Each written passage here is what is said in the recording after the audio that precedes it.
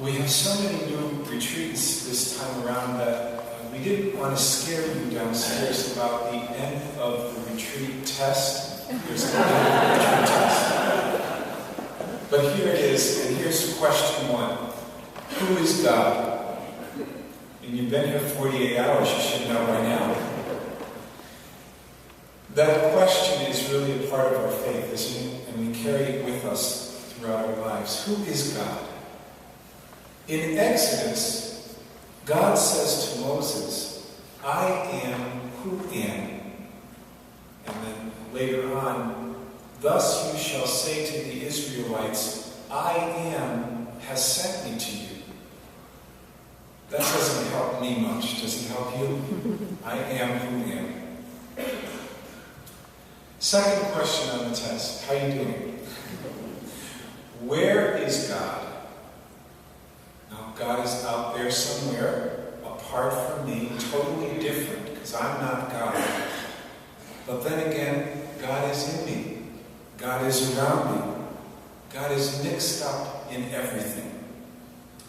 Meister Eckhart once wrote, it is impossible to lose God. That coming from a mystic, it is impossible to lose God. And here's the third question. How does God work? Well, if we look in the Hebrew scriptures, we see God working in some dramatic ways.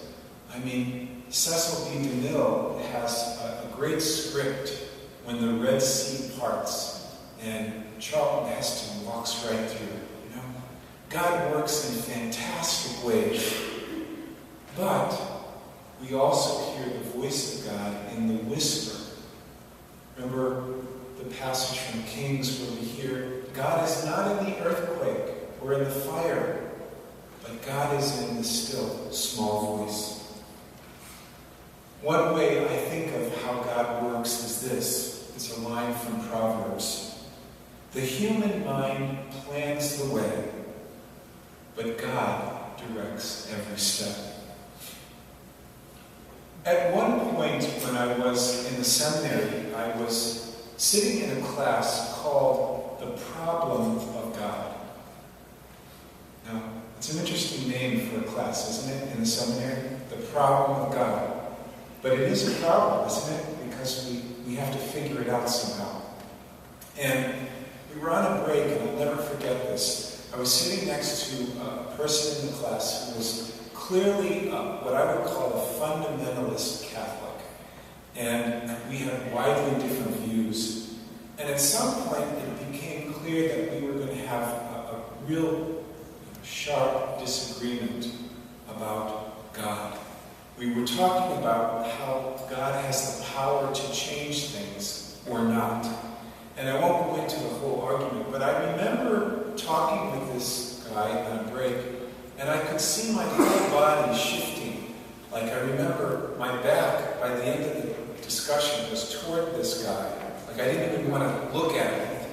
And I thought to myself, gee, that's not a very good way to be talking about God.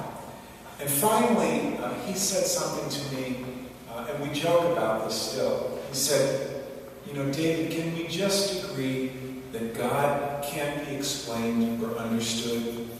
And I turned to him and I said, I'm glad that you agree that I'm right. And we both laughed. But metaphor is often a way that we use to describe God, because we don't have any other means. And so we grasp at it.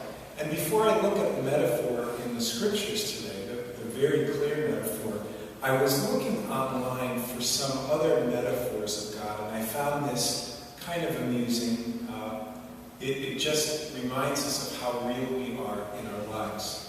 And these are some products that we use. If you go into Stop and Shop or CVS, you can pick them up. But you could also use their taglines to describe God. So, Bayer aspirin. God is like Bayer aspirin. He can save your life if you get it in time. God is like Coca-Cola. He's the real thing. God is like Hallmark cards.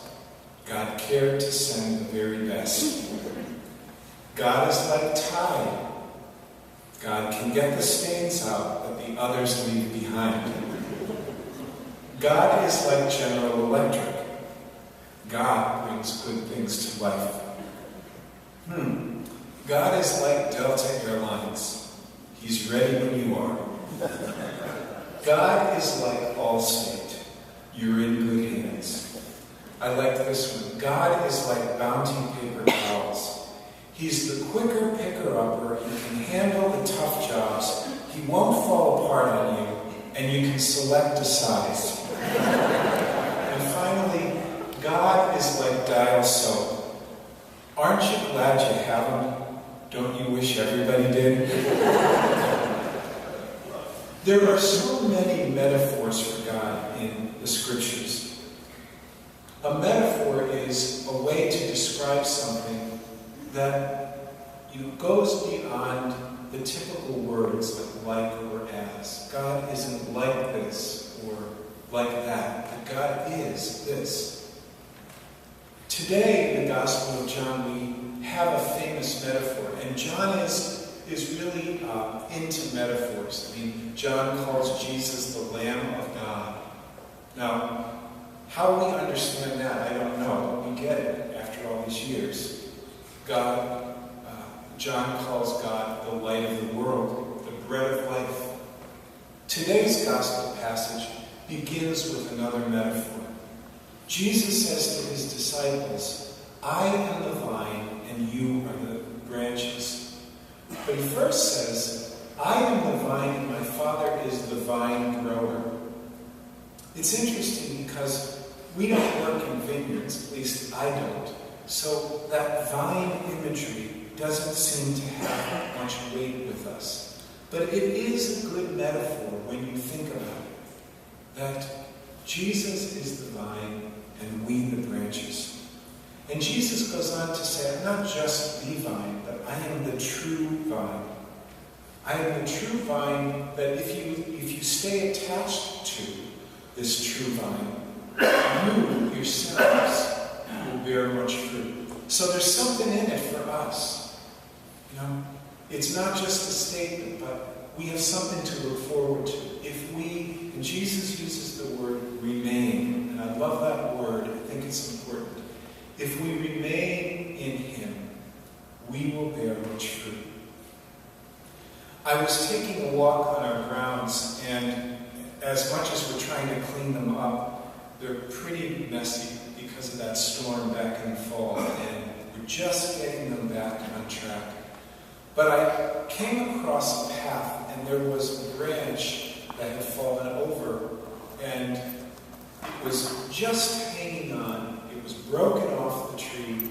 It was hanging on just by a thread. What was interesting to me was at the end of the branch, there was green coming up from the end of the branch. And I thought, this is a very interesting sight because it's still connected to the branch. It's hanging on by a thread. And it's got the glimmer of life left in it. Now, what was the future of this branch? Well, I assume that on Monday, the people we hired to clean up are going to come up and sweep that branch right off the property, and it's going to, not have too much life left in it. But if someone came along and tended to that branch, it could continue to live. It could have new life because it stayed, even though barely connected, it stayed connected to its source. I compare that to my own life. There have been many times in my life when I am like that branch. I am very remotely connected to the source. I'm hanging on by a thread. I don't know about you, but there are times in my life that I'm like that. And to use that metaphor, I know there's still life within me, but I'm not really working at being connected to the source. I need someone to come along in my life and save me. And that's, I think, what the Scriptures are about for me, at least. Remaining with someone when they're in that place. So many of you have said to me this weekend, Father, my kids don't go to church anymore, and I don't know what to do. I beg them, I ask them, I plead with them, but they just don't go. They're not interested. Remain with me, Jesus says. Remain. Remain faithful. Don't abandon them because of their uncertainty. That's part of the call, that someone will remain with us in those times when we are floating out there on our own. When someone is dying, it's difficult to remain by them, to remain at their side. When somebody's in trouble, a situation that causes us pain in our family, we want to run away. That's the first thing we want to do. Let me get out of here. I need a clean start. But Jesus is asking us as his followers to remain. Now certainly there are times when we cannot remain. There are situations that are so painful that we have to get out of them. But remaining in the source means that we constantly understand that without the presence of God, we have very little chance to make it in our lives. I start my remaining with prayer, I don't know about you, in stillness and meditation. My good works, I hope, will come out of that. But if I stop praying, even just a little bit, I'm going to be disconnected from that vine. I'm going to be a branch that has no hope. So I start with prayer. And one thing is for sure, I know that even in those quiet moments of stillness, God is working amazing things in my life.